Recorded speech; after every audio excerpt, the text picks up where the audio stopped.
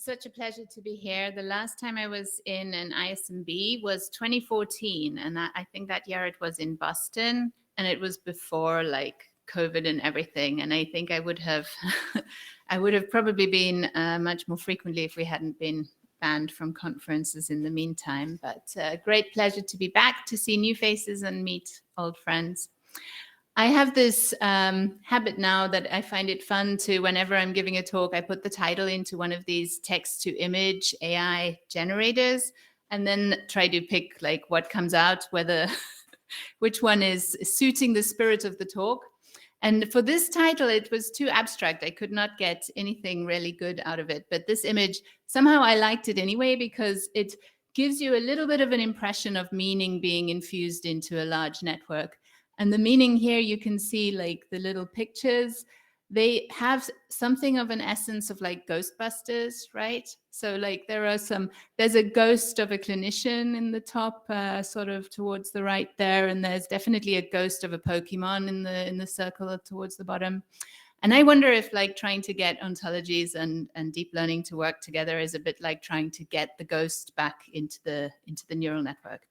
Anyway, that's just a little bit of fun for an aside. So what I will talk about today, first of all, I don't know exactly to what extent people have already been using this type of technology, but I will give a few little examples of how predictive or machine learning or large-scale AI is currently being used in biomedicine, and I will pause for a second while technical issues are sorted out.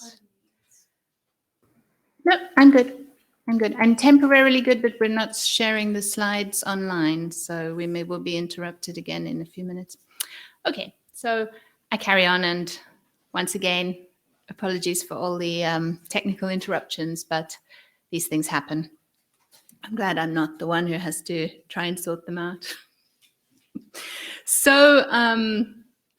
So I think this is a really interesting slide. I love timelines like this. First of all, because the history of technology is an interesting topic in its own right. And second of all, because it makes me feel kind of old because I was there for some of these things. So this is a timeline of, I guess you can't read exactly, but it's a timeline from this paper, which is 2018. So it's already like it cuts off before a lot of the interesting things start happening. But what's really cool about this is it's a sort of joint timeline between bioinformatics and large-scale biodata resources developing and machine learning approaches and kind of the advances in AI technologies, which I think it's really important not to lose sight of how these were coupled together, and sort of computing resources were growing in capability at the same time, enabling all kind of new biological data analyses to happen, as well as unlocking new potential for different types of technology. So here we have sort of around the 90s, where you have just sort of the inventing and starting to use some of these neural network-based technologies that are now so pervasive and so prevalent that we use them for just about everything. At the same time, you had the Human Genome Project, of course, and sort of the start of modern molecular biology in its current form. And here you have around 2010, you have the 1,000 Genomes Project. I was working at the European Bioinformatics Institute at that time, and there was a really snowy winter one year, which is not so common in Cambridge, so everybody gets really excited. And then there were, at the Genome Campus, I don't know how many of you have ever been to the Genome Campus in Hingston, somebody made a snowman and stuck like a wooden sign on it, and on it was written 1,000 Snowman Genome Project. So that was I remembered that when I saw this timeline in like 2010. And here we are sort of having more and more kind of new technology, which is data-driven. And we're in a totally, I think, even more powerful paradigm now, which is sort of the advance of pre-trained models, which have certain general purpose capabilities and then can be repurposed for specific applications afterwards. So where I'm working in the medical faculty, this kind of AI is really the core interest of all the clinicians. They're like blown away by the capabilities of language models. I don't know how that looks in where you're working or who you're collaborating with, but the ability of these language models to perform well on benchmarks which previously had been completely inaccessible to computational technology has been just really, I think, quite overwhelming for a lot of, or not overwhelming, but really exciting and at the same time scary maybe for a lot of people who are not involved in computer science, just collaborating with technologists. And one of the things which I think is really interesting is that, you know, we've had this idea that computers could not show any really human-like traits. They would be good at the data-like stuff. But it turns out now, and there's a whole lot of studies showing this over and over, that this language model technology gains the ability to appear to sound empathic and like as if it's trying to listen in a way that may even exceed what normal, rushed and hurried clinicians are able to, because they don't have time and they have lots of other things on there. Are we going to? Sure. So, for example, there was a study that showed that language model generated responses to patient questions were rated by blinded raters as more empathic than the physician-generated responses to the same questions. And of course, then, you know, this caused a bit of a storm in the medical faculty with people thinking, oh no, the computers are going to, you know, take our jobs or whatever. And of course, on the other hand, thinking, what does it mean to express empathy, and why are physicians not doing it when they respond to patient questions in the way that the language model responded? And one of the examples, I think, was something like, well, if the person swallowed a large object and then wrote a question on a chat forum, the physician who's answering that question is going to be like, go to the hospital and don't be dumb. Whereas the chatbot was giving responses like, I'm very sorry to hear of your predicament. That must be really uncomfortable. And, you know, perhaps the best thing for you to do at the moment would be to go to the hospital, and sort of completely leaving aside the don't be dumb component, or this sense of frustration which may happen to human physicians. But it's an interesting, I think it's not really an expected situation to be in, where suddenly the computers are able to show this something like empathy and something like giving this caring responses.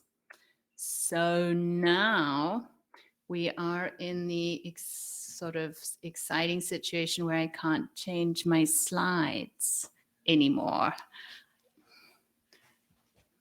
This is very familiar to me because I watched it happen all day yesterday.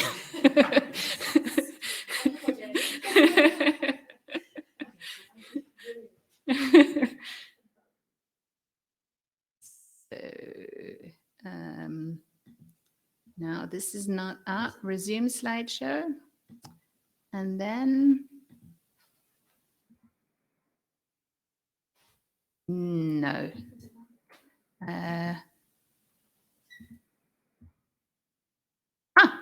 Something moved. Okay, and it's all working. Good. For now, it seems to be all working.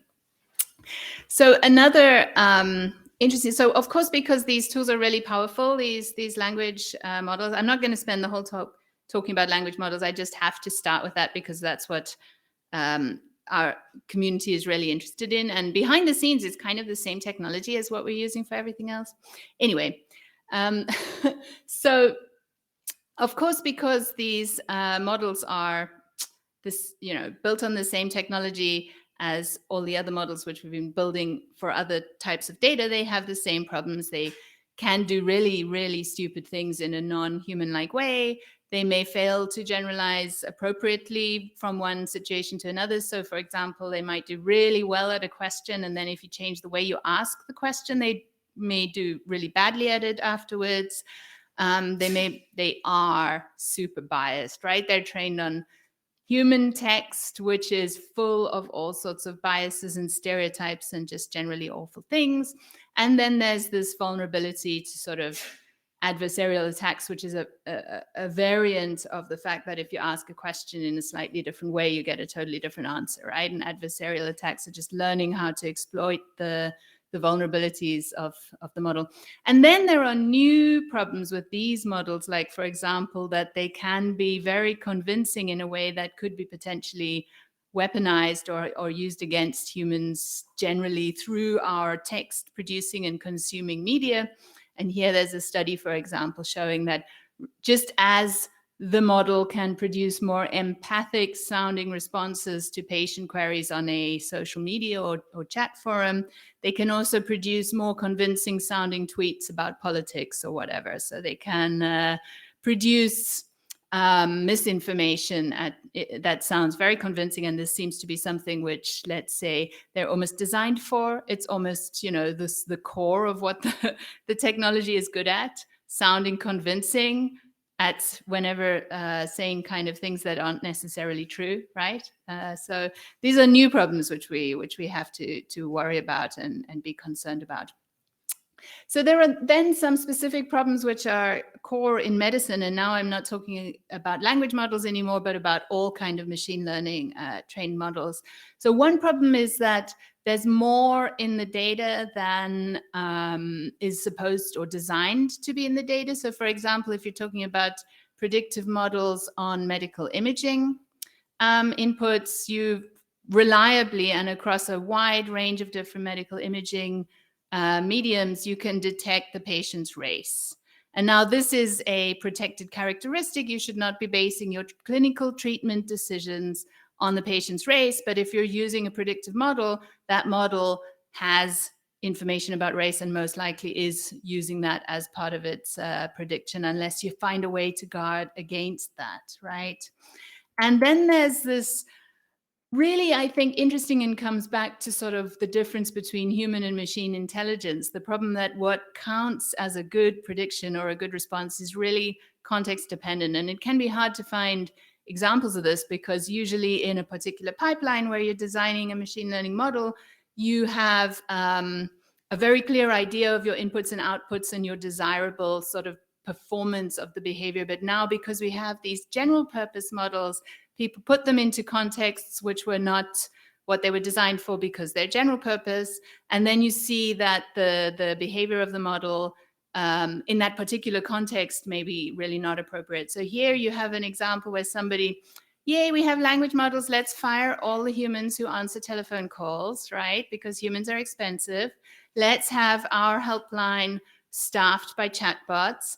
And the chatbot can give responses to questions just the same as a human or even more empathic, right? Remember that other study. But unfortunately, so this is an example of a chat line that was serving the eating disorder community. So it was providing advice or support, really, I guess, for people who had eating disorders.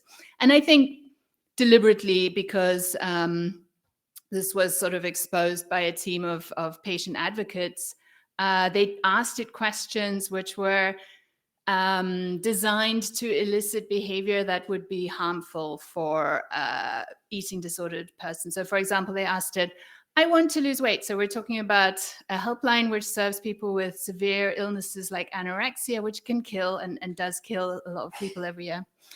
So they said, I want to lose weight. What would be a good way for me to lose weight? What would be a good amount of weight for me to lose? And the chatbot cheerfully replied, yes, it's a good idea to lose weight. You should restrict your food intake by a certain amount and so on and so forth, which is, of course, in that context, a completely impossible and really quite harmful thing for a chatbot to do. So accuracy is more complicated than just because, of course, in many contexts, if you have a general health helpline, that's the right behavior, right? A general health helpline, yeah, probably it's good advice, lose weight, be active. This is like health 101, right? So you have to know your context.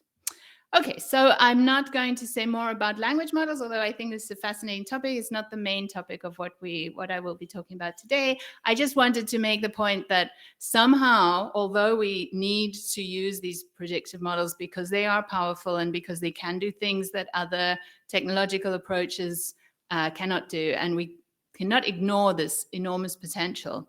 At the same time, we really have to be able to understand specific predictions in context and to have something like explanation. So I make the case why we need something like transparency, something like interpretability, something like explainability for these models. We need to know why they're saying what they're saying. Whether it's the right thing to do in that context depends on the context awareness, which then the human who's putting the machine in the loop has to be aware of and protect against.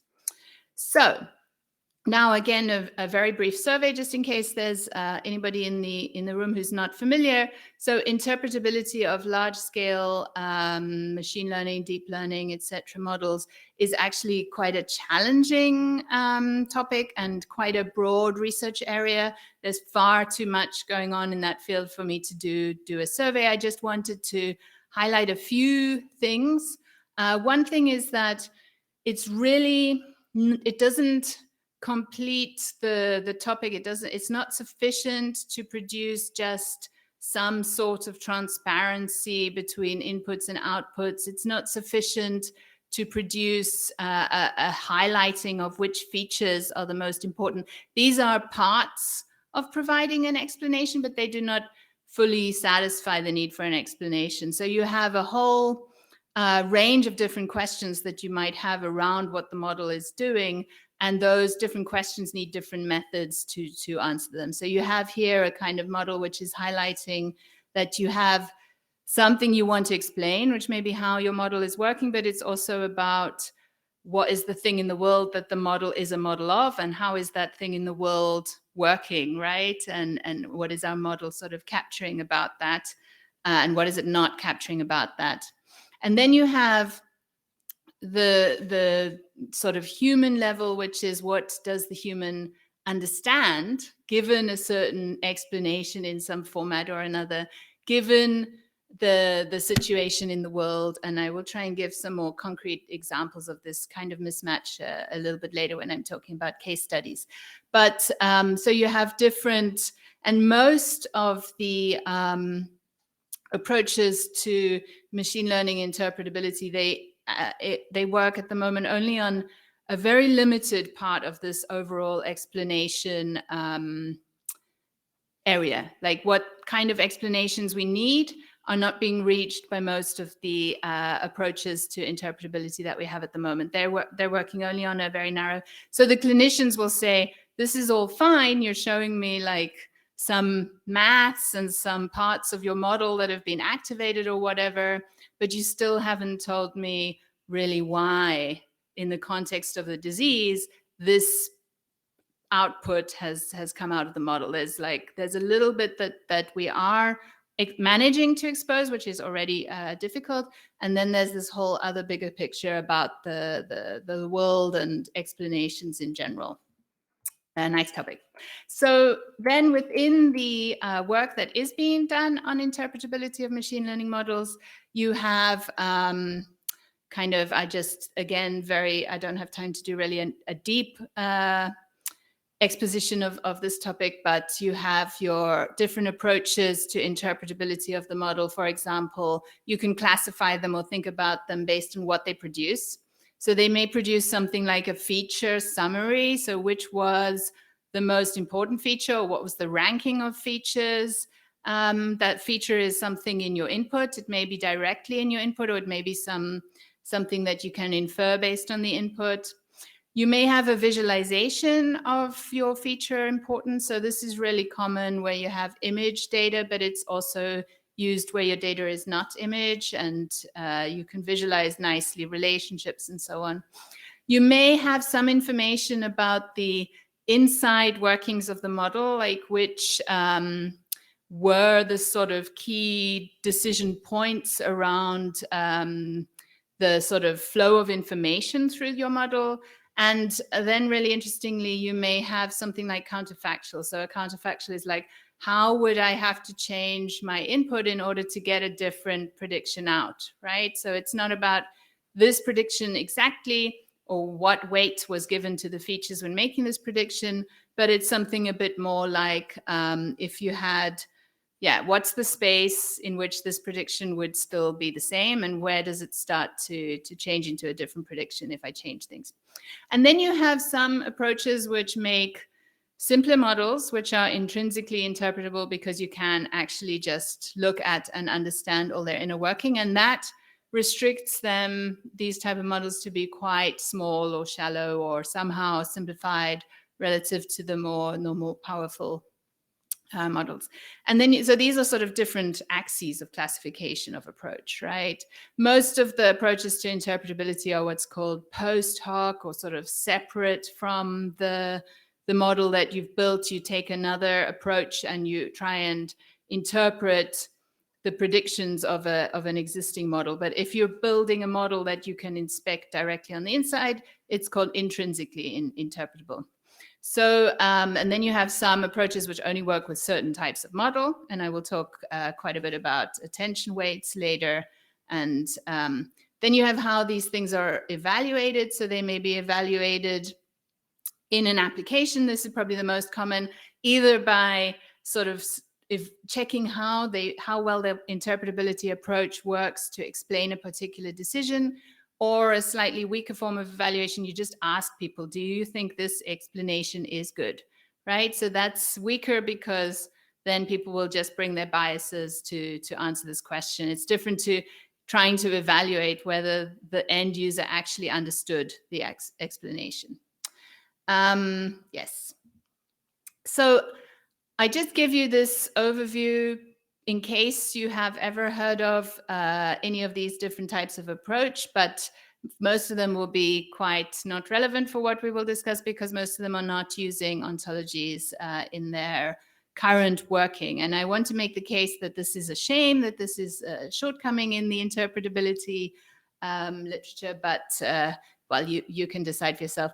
I just highlight here, so this, what's called surrogate interpretabilities methods here. So this, again, it's, you have some model, which is a deep or a black box model, and you are training an interpretation around the inputs and outputs of that model. You're not looking inside the model, right? And then this has various approaches where you can, for example, so you see what the model has predicted based on which input, and you try and find simpler associations that are more interpretable between the input and the output. And one of these approaches is called treepan, and treepan trains a decision tree based on the behavior of a black box model. Decision tree is supposed to be one of the naturally interpretable methods because you can see the decision points laid out in a tree. Unfortunately, as soon as the tree gets as big as any real data set would be, you then can no longer understand it anymore, because you're talking about, well, if I decided at 0.034 on this feature, then go this way. And then the next thing is I decided on 0.573 on some other feature. And afterwards you're like, what does that mean? And you don't really know. So what the, so I come back to this point. No, I won't. Okay. So a little bit later, I will tell you about one approach to extend the treepan method with using an ontology, but it seems that my slides will take me somewhere a little bit different first. So one thing I wanted to highlight was the dangers, the sort of danger of making this kind of post hoc interpretability approach, where you have a model which is making a prediction, and then you try and explain from the input to the output. You try and look for the reason that that model has made that prediction. The problem is that because you are bypassing the internal workings of the model, this is not a necessary, it's informative, but it's not necessary to the prediction, what information you're getting. And the danger is that you're not actually, so you may end up with explanations which seem to make sense but are wrong. And you may end up with explanations which seem to make sense but don't tell you when the model would predict something different, which is kind of the things you need to know, right? Coming back to this problem of the bigger challenge. We want to prevent such models to use protected characteristics in making decisions, right? We don't want to allow it to say, give less treatment to people who are Black, right? Or all this kind of problems that models that are deployed in practice today actually do have. So this is an example of a study which showed that even in, so this is a kind of typical approach to giving interpretability for predictions in imaging data in medical contexts. It gives you some highlighted region, which you can look at as a clinician, and then you say, okay, yes, that definitely makes sense, because when I look at this picture, I can see that there is a problem here, right? And so on. And in this case, it was predicting pneumonia from these images. But the challenge is that small perturbations, which are not detectable to the human, can cause such models to make completely wrong predictions, or they may anyway be making wrong predictions. And this type of visualization is not much affected by those small perturbations, so they still act as a confirmation to the clinician who's looking at the image. Oh yes, there's definitely some sort of problem there.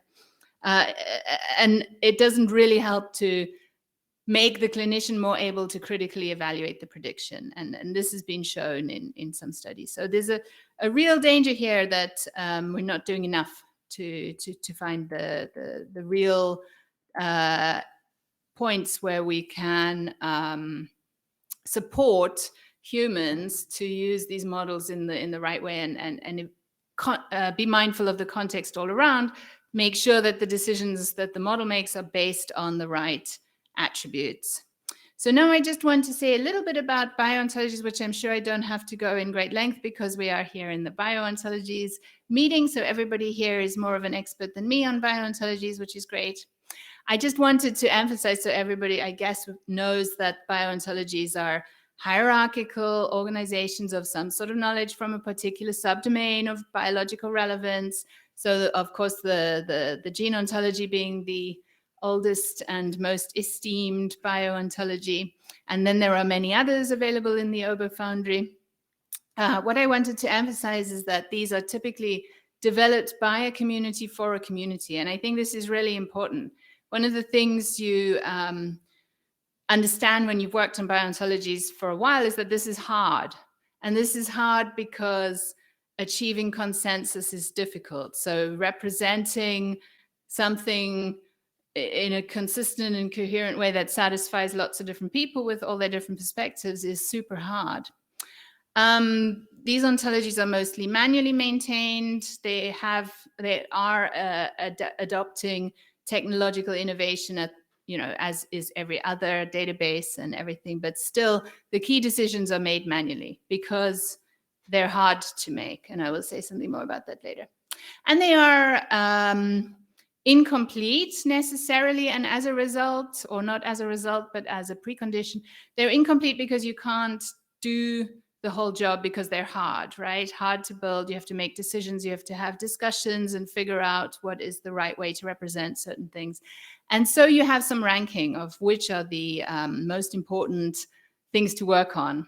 And this is sort of how you grow from your ontology evolution perspective. There are choices about relevance being made all the time. So we know, I think, quite a bit about the use of bio-ontologies to make machine learning better. This is a whole field in itself. I think whenever there's somebody curating data into a database, somebody else is taking that database and building predictive models for all 1,000 different applications. This is one of the ways. So sometimes the ontology is the knowledge that goes into a model. It is the training data. It is the ground truth that we're using to train predictions. Sometimes it's supporting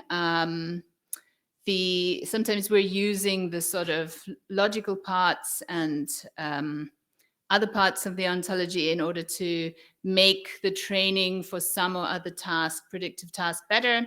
And I think this is really great. This is really exciting, but it's not sufficient for like other models, like for example, large language models where the training data is all just text. There's no ontology going in. There's no additional knowledge going in. This is just one part of the story, but it's a cool part of the story.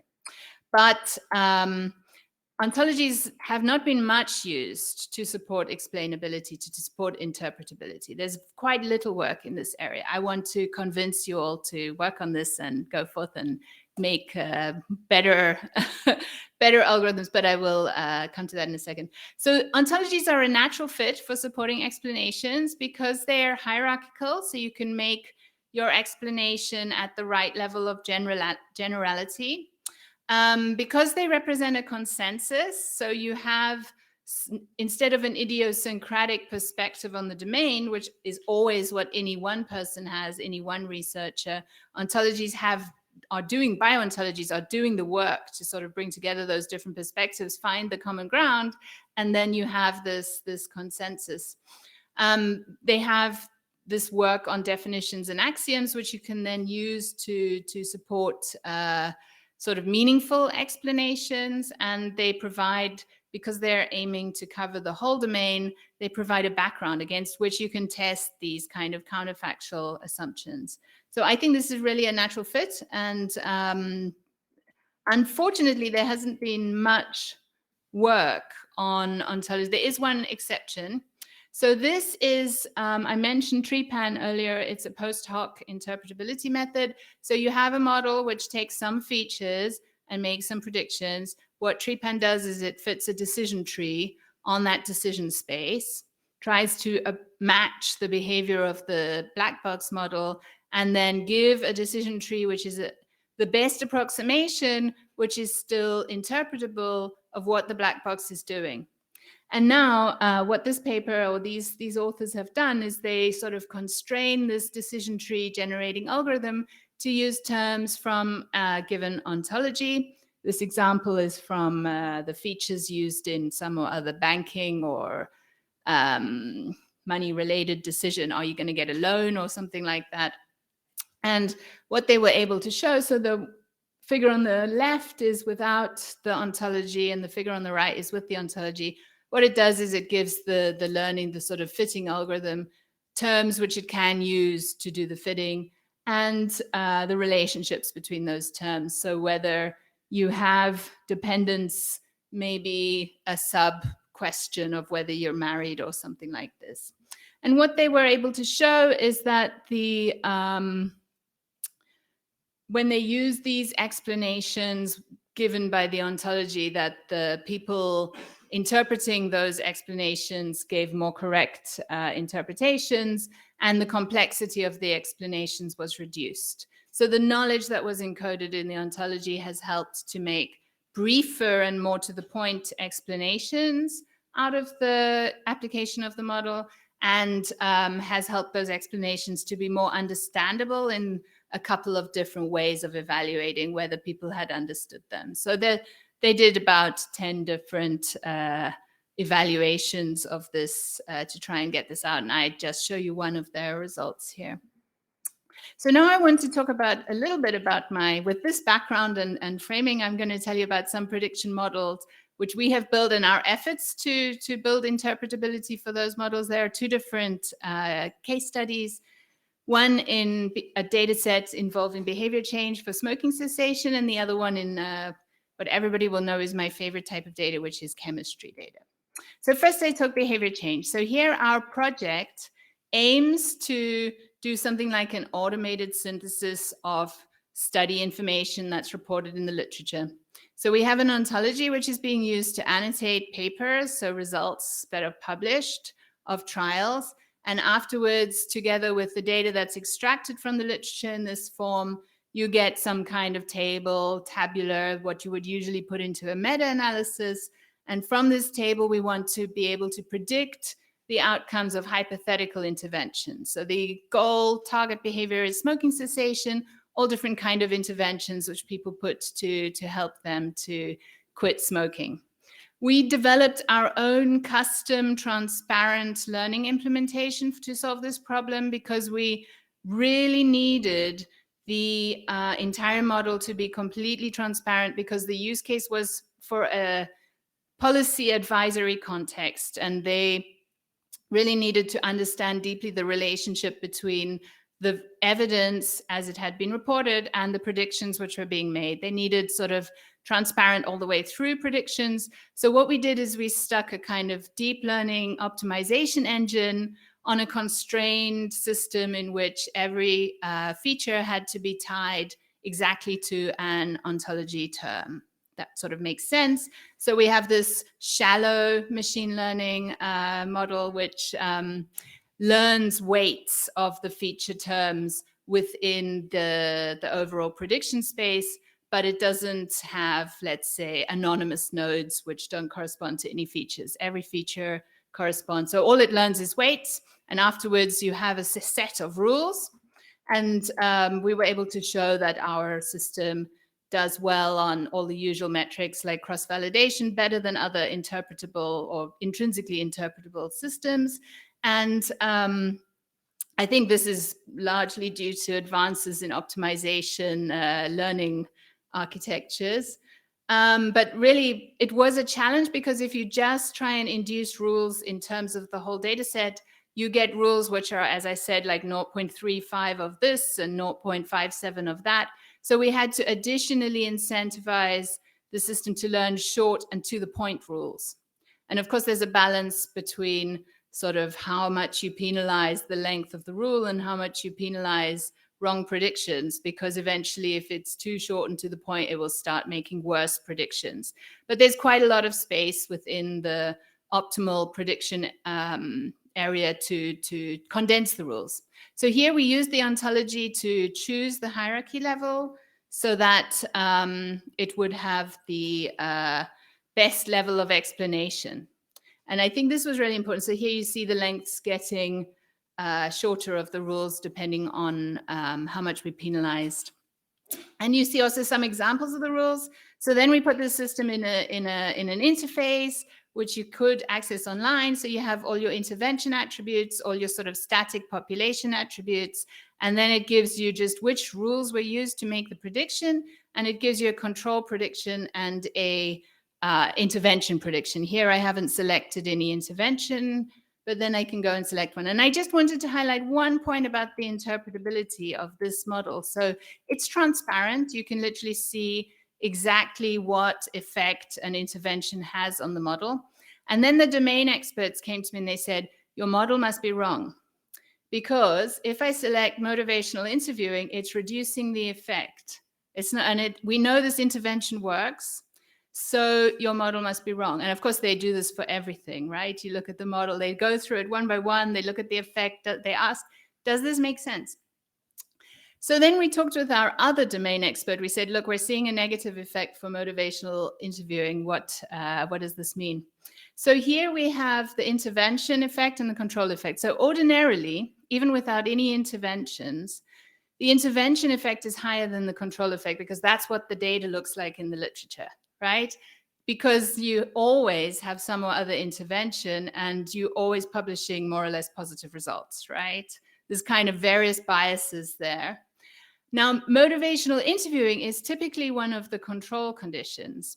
And one of the things which makes it appear to be not so effective is that in your typical randomized controlled trial, so motivational interviewing is a technique where you have an interview with somebody who tries to make you more motivated, right? They want to motivate you to quit smoking. Now, it turns out that people who enroll themselves in trials to quit smoking are already quite motivated to quit smoking. So they don't gain an extra benefit from this approach.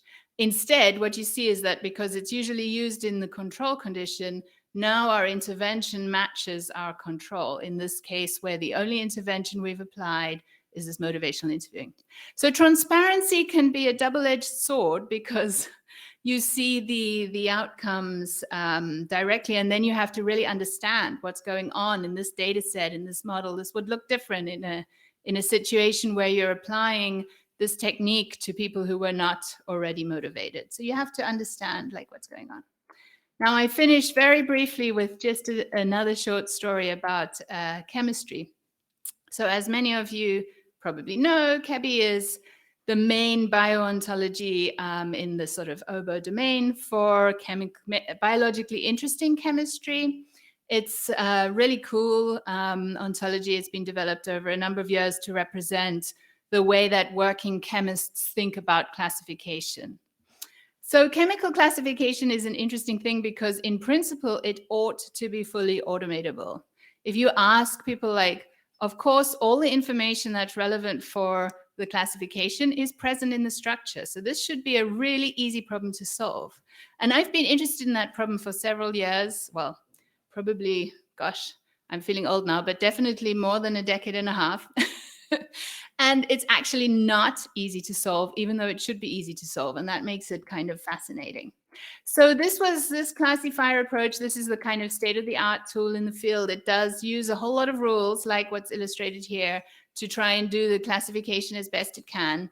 And it can predict about 4,000 classes, but sometimes with better or worse results. What we asked ourselves as a kind of research question is whether machine learning could solve this problem. So we feed in classes with their structures, their representative structures, and we get out predictions of chemical class membership on the other end.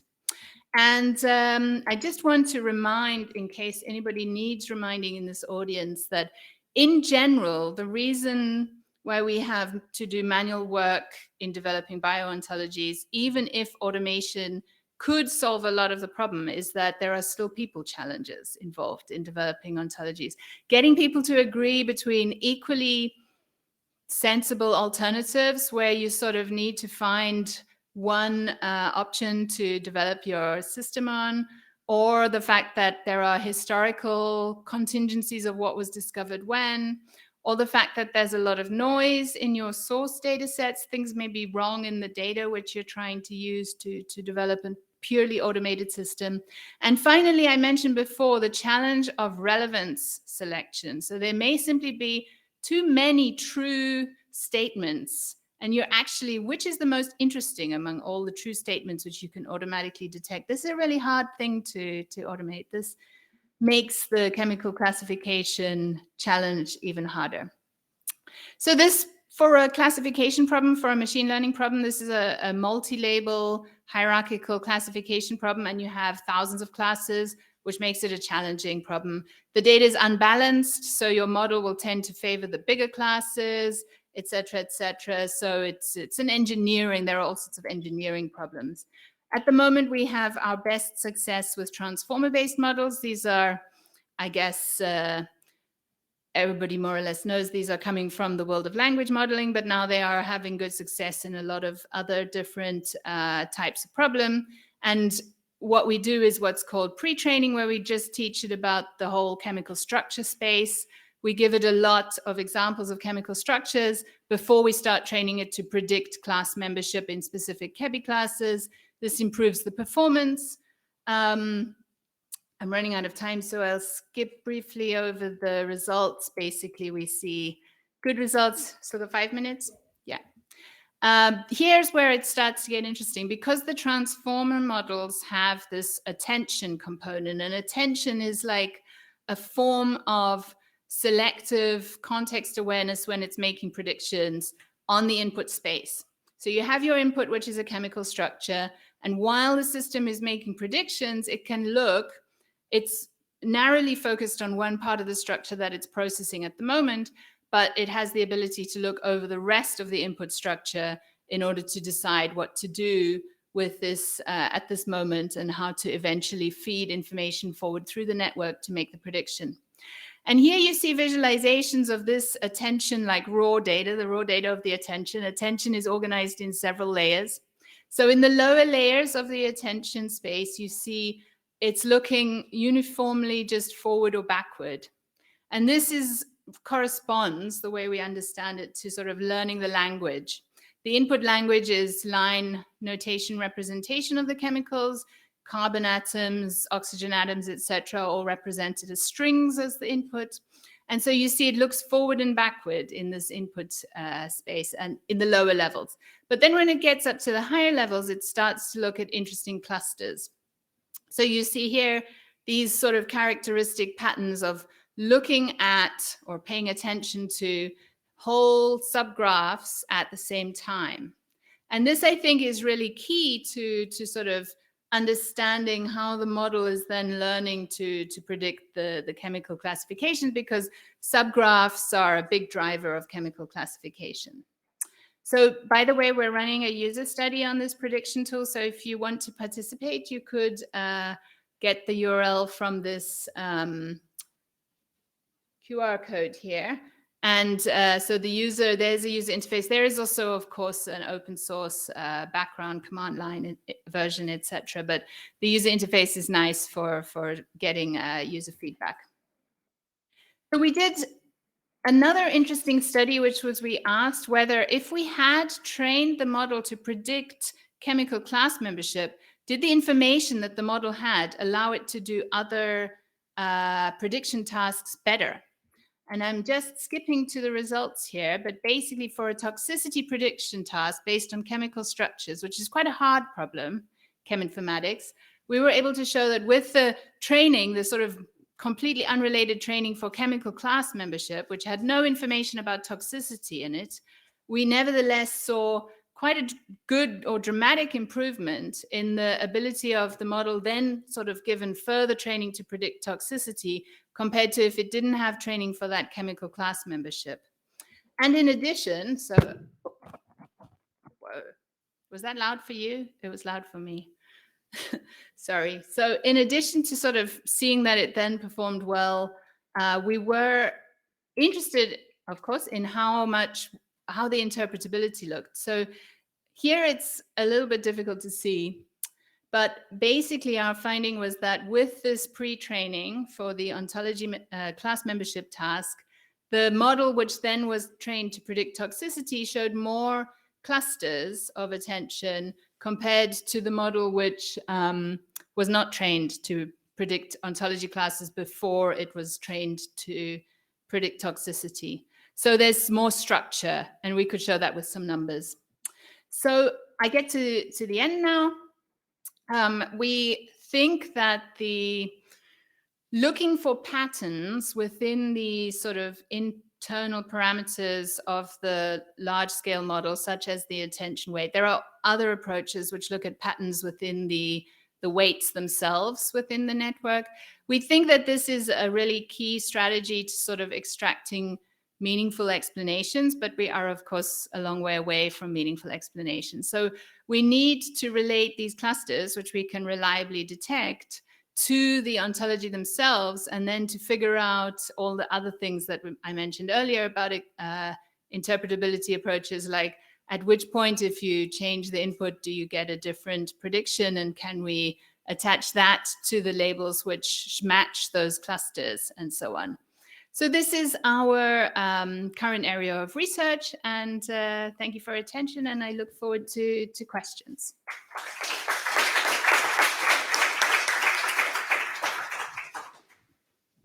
Very nice presentation. I really enjoyed it. Thank you so much. So are there any questions in the audience?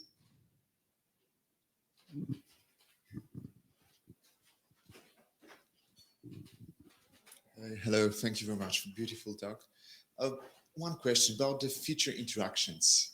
So, for example, with the smoking, right? Like, so you say like, it makes sense for the motivations pick when you are already there. Yeah. Right. So then it makes sense only in some certain conditions. Exactly. So how you deal with this, how you present this, and how you convince others that it makes sense. Yeah, I mean, this is the challenge. So I think the challenge is that your model represents the data it was trained on. And so in a part of the explanation of what the model is doing has to somehow come back to what data it's trained on. So in this context, because the precondition for getting into this whole database at all was that they were already motivated, and that this strategy of motivational interviewing was the sort of baseline or control motivation condition. But this then has to be attached to this feature, right? You have to say, by the way, this looks like it has a negative effect only because of these other conditions. And in a totally fully general situation, which we never have in data, right, this would not be the case. And what about the interactions which you have in data? I don't know, like, for example, with smoking, would be like, you are less likely to quit smoking when you are over 50 male. Exactly. Right? Like, exactly. But then it doesn't hold for, well, I don't know, if you are younger. Yeah. So this rule system is able to learn interaction terms as well. So you have rules which represent that kind of interaction. It can only learn linear interactions at the moment and not higher order interactions. But there are other systems which can learn higher order interactions. But of course, at some point you lose again explainability because. But our data, I mean, trial data is very noisy. So the major effect on the trial is the random effect, right? So the sort of randomly, this one will work better than that one or whatever. So intervention effects are small compared to noise. Great, thank you very much. Any other question? Hi, Thank you for the perspective. My question was more about, do you feel like integrating different ontologies? So maybe there's one ontology that is more specific for the genomic and mutational aspect, and then we have ontologies for the clinical annotation. And so do you think that the difference in the logic that is behind the ontologies and mix them up would affect the way in which they can be interpreted afterwards, or that is something that we can do and still obtain a good result? Yeah, so I think this is a really, really interesting area. So we have to, in order to answer the questions we're interested in, we kind of often have to bridge across different perspectives and the data, put together data that was gathered with different assumptions and so on. And my best first answer is I don't know to which extent in a given integration scenario it will make sense or not make sense. And I think this was a little bit the topic of yesterday's ontology matching keynote, where you see sometimes you put together the different ontologies and suddenly everything is not satisfiable anymore. It's all logical errors because of small differences in perspective, but they're very fundamental. And so they pollute everything further down. So I think we need some sort of bridges, which is the work of ontology mapping and careful curation of those kind of mappings. And then we need to figure out how to translate those bridges into our explanation space. Thank you. Any other question? I have some questions. Regarding this last question, for example, so ontologies can help us to model the scientific knowledge, the consensus knowledge by the community. But who is interpreting the explanations at the end of the day, as you said, has his own world and his own expertise. Yeah. So could ontologies help here? Because sometimes can create, I think you said a mismatch here, so yeah. It doesn't help in the interpretability of the explanations. Yeah, so I think here it's really, that's an important point, which is that the explanation is for an individual human. And so you could generate explanations and they will work for some of your audience and they will not be useful for some others, depending on what prior knowledge, what they're coming with and so on. I think that ontologies help because they have all this metadata, right? So you have your curated definition, you have your relationships to other entities, so you can explore what are the parents of this class, what are the siblings of this class, what are the children of this class, and that helps people to understand. It helps to bring people along to share the same perspective. And that's part of what we see in the sort of data annotation, data aggregation world. Anyway, that's what work the ontologies are doing. And I think they can also do this work in the explanation space, but we have to have the same kind of links. People have to see the explanation in terms of the ontology and be able to go to the ontology to explore why this class was the one that was mentioned in the explanation. Does that make sense? Yes, and I think also somehow maybe link with what the expert knows to sounding true. Exactly. So we need to be able to show the explanation in different ways, right? Depending on what the person who's viewing the explanation wants to or can see and understand. For some people, like really low level explanations work well.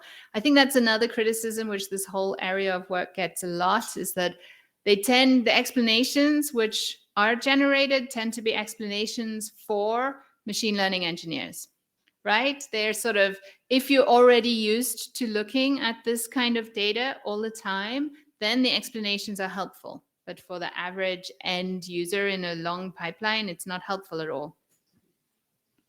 Then another question regarding biases. Yeah. We have been talking a lot yesterday, POSC and general, no, about the bias within the data that the models, the prediction models learn from. But what about the bias that are in ontologies? Maybe because just, as you said, are incomplete because our knowledge is incomplete. That's right. So what's your opinion on this? So how there is some solution or some kind of checking, control checking, or? So I think in large kind of really large models which are trained with like all the terribly biased data, you have an uncontrolled and uncontrollable bias to some extent, right? You will never be able to clean up the data. You will always be learning these biases. But in an ontology, you have control because of the manual curation element. You can deliberately try to counteract certain biases. So if you find that a bias is affecting performance, you can go and say, okay, I want to improve this part of the ontology to make it less biased to achieve. I don't think there's any solution in the sense of, wow, now we have a magic bullet which will solve always the problem.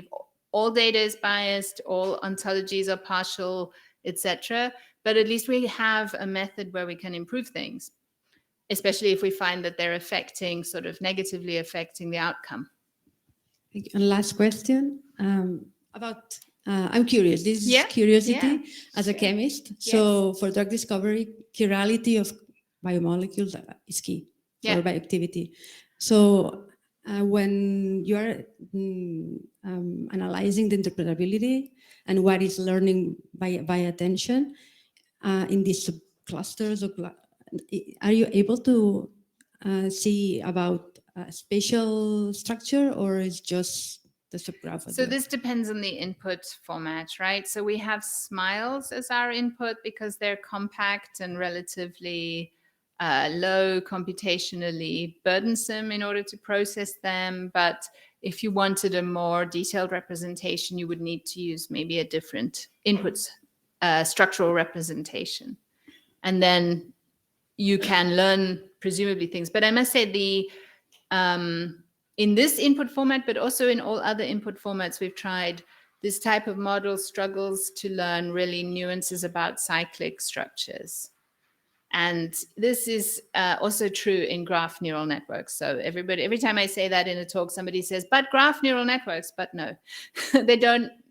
Somehow, I think we haven't quite solved the challenge of cyclic substructures within graph structures.